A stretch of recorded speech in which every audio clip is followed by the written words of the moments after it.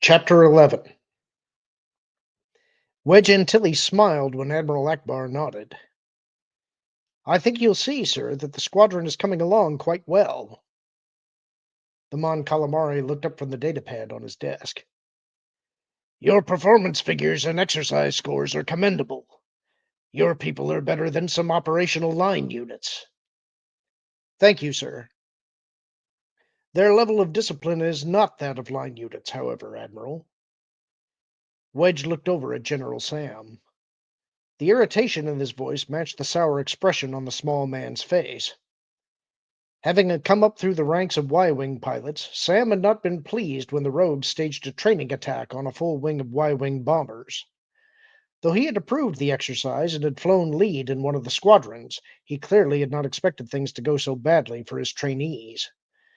The rogues had lost 4 of their own fighters, but had destroyed all but 6 of the Y-wings. Sam was one of the survivors, which Wedge felt was a good thing, and would have asked his pilots to leave Sam alone if he had thought of it beforehand. Despite that, the nearly 8-to-1 kill ratio had been better than even Wedge had imagined possible, and had made Sam furious.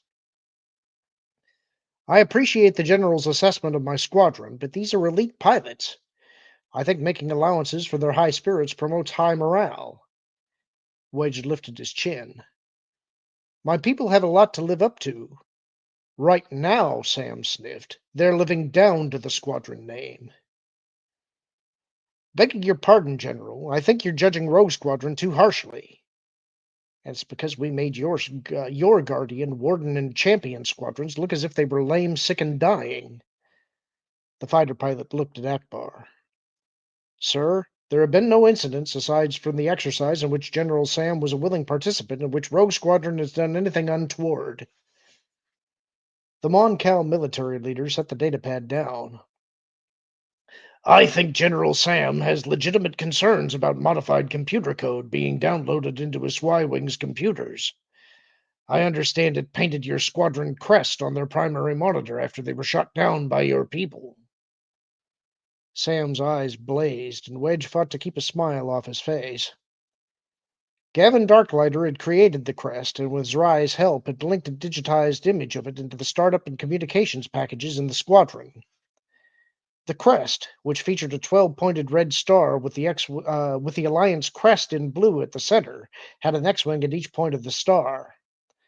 Though the image was not sanctioned by the Alliance, Astrotex had started painting it on their squadron's X-wings, and M-Tray had requisitioned unit patches that featured the design. Wedge had been unable to determine if it was Koran, Nawara, Shael, Rysati, or some combination thereof, who had talked the Verpine chief tech into adding the image on the target aggressor attack resolution software package, but he did know that Horn's R2 unit had done some of the code slicing. When the TAARS package informed the downed Y-Wing pilots of their status in the exercise, as Akbar noted, the rogue crest showed up to annoy the bomber jocks. I undertook an investigation into that situation, sir, and have restricted the unit's recreation time until I find out who did what in this whole thing. Sam scoffed at that explanation. You have arranged for your squadron to use the recreation facilities exclusively. They get more time in the gymnasium now than they ever did before, and the squadron briefing room has more recreational equipment than the officers' lounge here. Lou Jane Forge spends more time as a social secretary for your brood than she does training. General, I'm building a squadron that will be given difficult missions, which means I need them to trust each other. If that means they have to be cliquish, then so be it.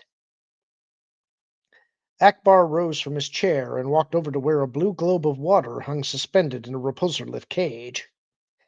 The apparatus negated gravity, allowing the water to form a perfect globe. Within it, a school of small fish with neon blue and gold stripes flashed this way and that.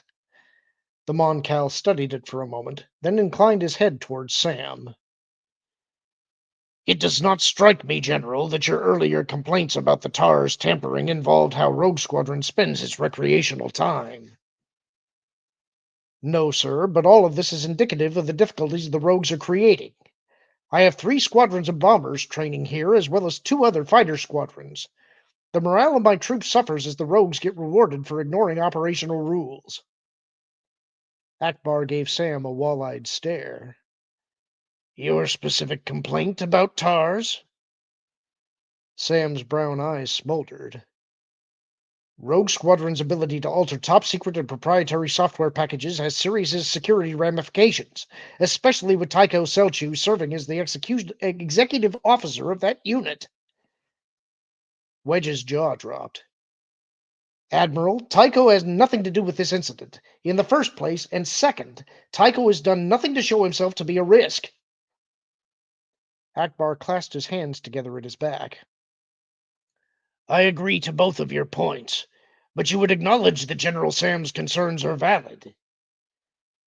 The Rogue Squadron's leader hesitated, never voicing the hot denial he had prepared as he heard the question. While he did not doubt Tycho's loyalty, he could see that taking chances was not wise. Yes, sir. Good, because I am going to make an extraordinary request of you. Yes, sir. I'm making Rogue Squadron operational within the week. What?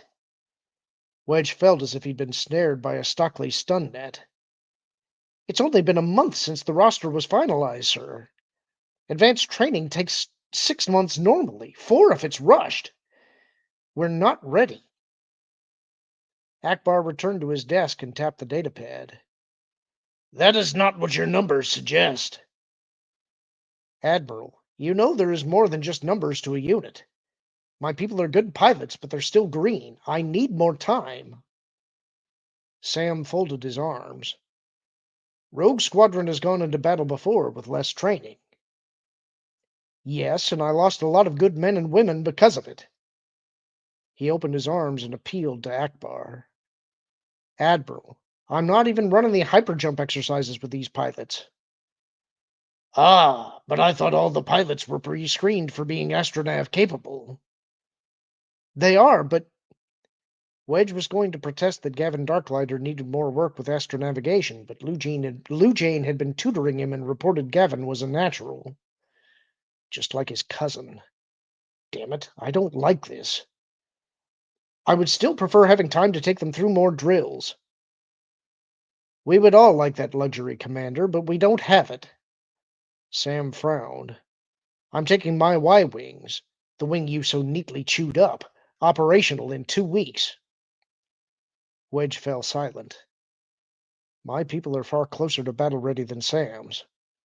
As always, the needs of the rebellion outweigh the needs of its people, but this we knew going in.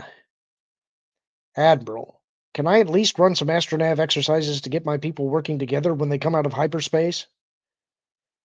By all means, Commander. In fact, I have the perfect assignment for you to use in that regard. Akbar touched his datapad screen in 2 or 3 locations, and the lights in his office dimmed. As they did so, a swirling disk of stars appeared suspended between ceiling and floor. It tipped up on edge, and a green circle slowly zoomed in on Commonor, locating it just outside the dense galactic core. I will be moving Rogue Squadron from here to Talasy in the Murrobe system. Even before another green circle could appear and pinpoint the new system, Wedge's eyes narrowed. That's coreward of here. Akbar nodded. There has been much debate in the Provisional Council about how we should proceed in the war against the Empire. Much of what we have discussed has been paralleled in the conversations held by the vast majority of citizens, rebel and imperial alike. We're going after Coruscant? Imperial Center? Akbar's chin fringe twitched. We are given little choice, really, if we wish to overthrow the last remnants of the Empire. That goal being an exercise that may well take generations to complete, mind you. Many of the Moffs are adopting a wait-and-see attitude about the new Republic. Others, like Zinj, have proclaimed themselves warlords and are doing what they can to consolidate their holdings with those of weaker neighbors. Any of these warlords could decide to turn his forces towards Coruscant, and by taking it, proclaim himself heir to Palpatine's throne. So we have to get there first. Or at least appear to be bent upon that goal, discouraging others from usurping our place in the galaxy. Sam tried to keep his voice even, but his desire to see the rebels in power hurried his words. These pretenders will learn that we have not labored so long just to give them an opportunity to rape and pillage whole systems. Wedge agreed with the general's sentiment, but he knew breaking Coruscant open and taking the world would be far from simple. It almost seems to me that an expedient alternative is to let some moths push themselves forward and have Iceheart deal with them. Your opinion was also heard at our councils. It was decided that leaving anyone to her tender mercies was a crime of grand proportion. Isan Isard had risen to fill the power vacuum left by the Emperor's death. The daughter of Palpatine's last internal security director, she came of age in the Emperor's court. Wedge had heard rumors that she had been the Emperor's lover for a time, but he had no way of verifying that story. What he did know was that she had betrayed her father to the Emperor, claiming he was going to defect to the Alliance. Her father was put to death immediately, and it was said she triggered the blaster shot that killed him. The Emperor elevated her to replace her father, and in his absence she did a remarkable job in holding the core of the Empire together. The Mon Calamari warrior pointed to the galactic display. From Talasy, Rogue Squadron will provide escort to ships pushing even deeper, setting up safe worlds and supply depots. You will be but one unit of many probing the Central Imperial defenses. You want to see how hard Iceheart will hit back. Gauge strength based on speed and the nature of response? Yes, as well as determining supply routes for possible disruption. That made perfect sense to Wedge. Though space provided a limitless number of ways to get from one point to another, some simple basic rules governed how and where ships traveled. A ship attained speed and direction before jumping to light speed, and then maintained velocity in hyperspace. A ship moving fast enough could skirt phenomena like black holes, cutting parsecs off a more conservative and safer route. Because objects with mass, stars, black holes, planets, and Imperial Interdictor-class cruisers, exerted influence over hyperspace, they had to be navigated around. Their presence could abort a hyperspace flight, and in the case of a black hole or a star, could spell disaster for any ship that traveled too close to them. Making a trip through hyperspace required precise calculations that took advantage of a ship's speed and mass to get it safely to its destination. Because hazards to navigation diminished the number of calculable routes between places, trade tended to move through predictable corridors. Since traveling between stars was not inexpensive, merchants chose routes that allowed them to visit the most profitable systems along the way. These routes, including systems where ships leave hyperspace to change their travel vectors, were well known and piracy was not uncommon. Disrupting Imperial supply routes would have a double effect for the rebellion. Not only would it deprive Imperial garrisons of needed material for making war, but it would provide those same material to the rebellion. While the New Republic and the Empire used different starfighters and capital ships, supplies like blasters, rations, and Bacta could easily be employed by either side. Wedge ran a hand along the edge of his unshaven jaw. I understand the mission, and I appreciate the urgency for it. I do have a question, though. Akbar nodded. Please, Commander. Rogue Squadron will do the job, but I was wondering if we were advanced for it because we're the unit that can do the job, or if we're being used as a symbol. Frankly asked. The Mon Cal's coloration brightened to a salmon pink on the dome of his head. I argued against employing you this soon, but others aptly pointed out that if you were not put in place now, our operations might not have time to succeed. Rogue Squadron is a symbol in the Alliance, and by positioning you to drive against the Empire, we show we have made a commitment to liberating everyone in the Empire. Wedge's mouth became dry. But the only way our use can function as a symbol is if our use is well publicized, and that publicity must get out to the warlords you expect to be frightened off by our presence. Akbar's shoulders slumped ever so slightly. Your words are ripples of my discussions with the Council.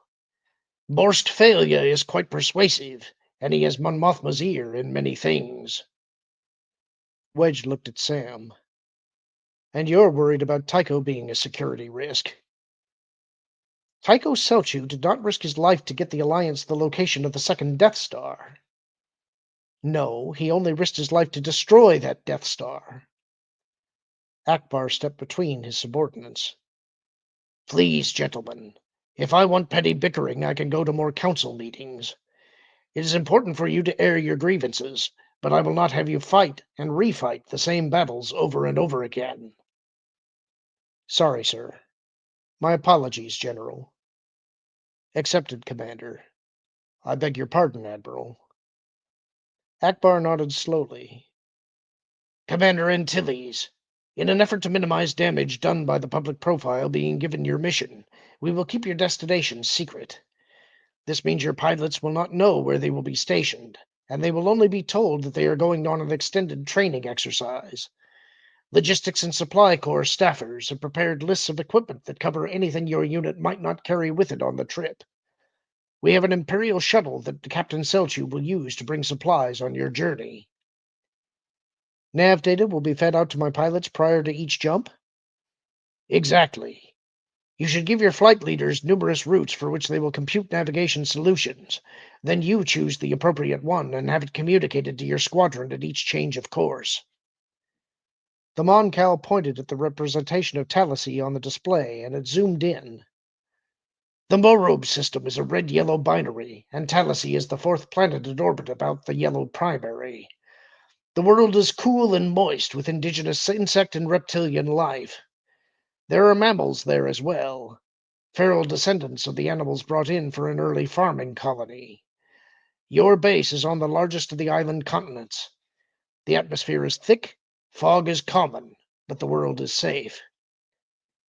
What happened to the farming colony? Over the centuries, most of the children immigrated to worlds where they could see the stars and didn't have to work so hard. The last group of them made the mistake of harboring a Jedi after the Clone Wars. Lord Vader destroyed them as an example. Settlement ruins are on your island, but our people have reported that there was nothing of interest left behind there. Home sweet home. Wedge smiled. When are we to be on station? A week from now. That's not much time. I know. Akbar shrugged his shoulders. It was all I could buy you. May the Force be with you, Commander Antilles. I hope you won't need it. And that's the end of the chapter. Hope you enjoyed it. Talk to you soon.